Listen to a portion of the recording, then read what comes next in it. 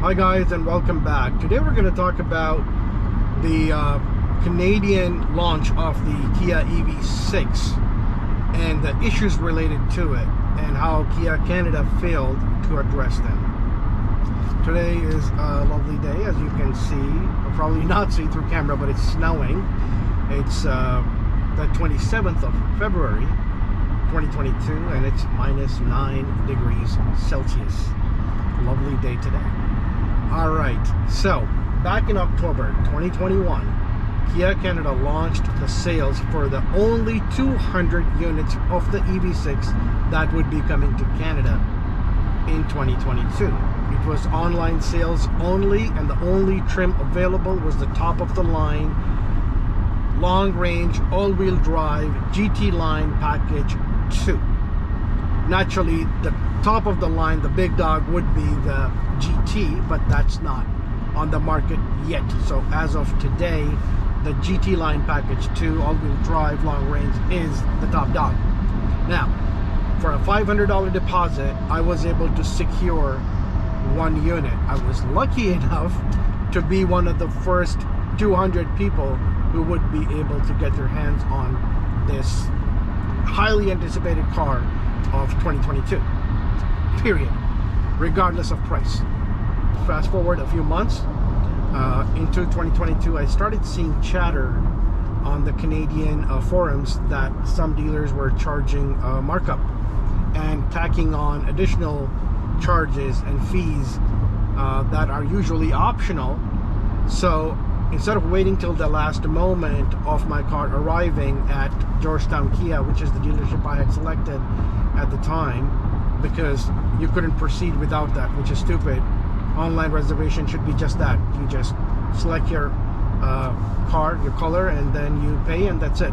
And when the delivery time is nearing, then at the time you can decide which dealership you have to go with. Regardless, Georgetown Kia is what I selected.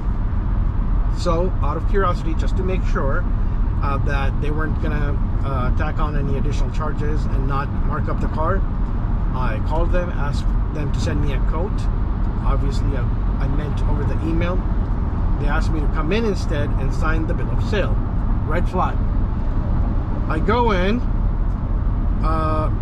Before I actually contacted them, like called them, I had actually emailed my sales guy who had reached out to me initially, and I did not hear back for 2 weeks. No response. I called, left messages, no response.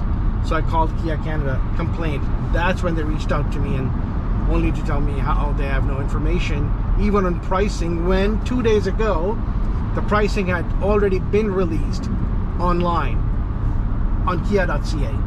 So not sure how. Everybody in the world knows it's on the website, but dealer doesn't know. Find it hard to believe. Anyways, just incompetence if you ask me. So fast forward, I go in and the sales guy starts getting information from me, like what trim, what color. I have a reservation, it's in the system, like you don't have to ask me or write anything, just pull it up from the computer. I don't know, again, incompetence. Anyways, writes all that information down, takes it to the manager. Takes him 20 minutes to come back. Not sure what they were doing. Probably just coming up with ideas of how to sneak in different charges. Anyways, comes back. Guess what? The GT line package 2 all-wheel drive long range on kia.ca is priced at $61,995 plus freight and PDI and all that. What I receive, what I see on the paper, is $64,000 and some change. So over $2,000 they had marked it up.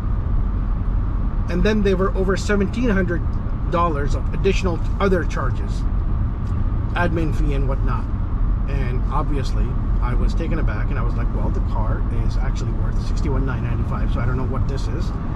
And then I asked about the other charges, and they're like, yeah, those are standard charges at our dealership. I'm like, well, those are optional and I don't want to pay them, so we can take them off. And he's like, no, at our dealership those are standard charges. If you want to buy a car here, those charges are staying. And I also told them I understand there's a shortage of cars, lack of inventory, so I don't expect a discount, but I'm definitely not going to pay over MSRP. And they were just not willing to budge. And at which point I said, well, actually, my sales guy, he goes to the manager, brings him back, and somebody with a very obvious Napoleon complex walks in and basically tells me that if I have a problem with those charges, I can shop elsewhere. Literally, that's what he said. You can get it from any other dealership. Followed by, but your car is reserved through us. So kind of implying that I don't have a choice but to get it through them. So I called Kia Canada, asking if I could change the dealer. No response. They didn't have the answer. Okay, we'll create a case for you and we'll get back to you within 48 hours. A week goes by, no response. I called back, no response. And then I create a case online, basically complaining about the dealer, sending them a copy of the coat that I took a picture of. No response. So Kia Canada customer service, their response to this situation, garbage. Absolutely garbage customer service. No support whatsoever. It was like they're supporting the dealers as if like they can do whatever they want. Now, what I did instead was I started calling the dealerships, the EV certified Kia dealerships, because this is easy money for them. This car, as per unhaggle.com, which is a website where you can go and pull up the cost price of this car, and you can see how much money the dealer is making on it, which on this particular trim is over $4,000 Canadian. And I actually told that to the dealer too. I said, well, you're already making over $4,000. I don't know why you feel the need to tack on all these charges. Anyways, so this is free, easy, over $4,000 money for any dealership to just transfer my reservation over to their dealership. Called Airport Kia. No, I spoke to somebody and they said they'll get back to me. Nothing. I emailed and called Kia, Dixie and 401 Kia. Didn't even bother responding. Nobody got back to me. Then, due to their huge presence on YouTube, I knew about Kia Brantford, and I reached out to them, spoke to the general manager, Tim. Great guy. Right away he said he has successfully done it, and this is not the first case he's heard of, and he'll be happy to help. I sent him an email so he has something in writing to reach out to Kia Corporate. Within minutes, I see an email flying to Kia Corporate. Like, he looped me in, took my email and replied to it, looping in people from Kia Corporate. They in turn responded right away saying they're working on it. So if you're facing, the whole idea of this video is that if you're facing such issues where dealers are charging you over MSRP and tacking on extra charges, you're actually not stuck with them. You can call any other dealership. I would recommend calling dealerships because they have their profit. I mean, they have an interest in it. They're making money, so they'll be actually more proactive in getting the car transferred over to them than Kia Corporate. So I would just reach out to the dealer, call them, confirm they're not going to be charging you over MSRP, and they won't be charging any admin fee or any other bullshit that you don't want.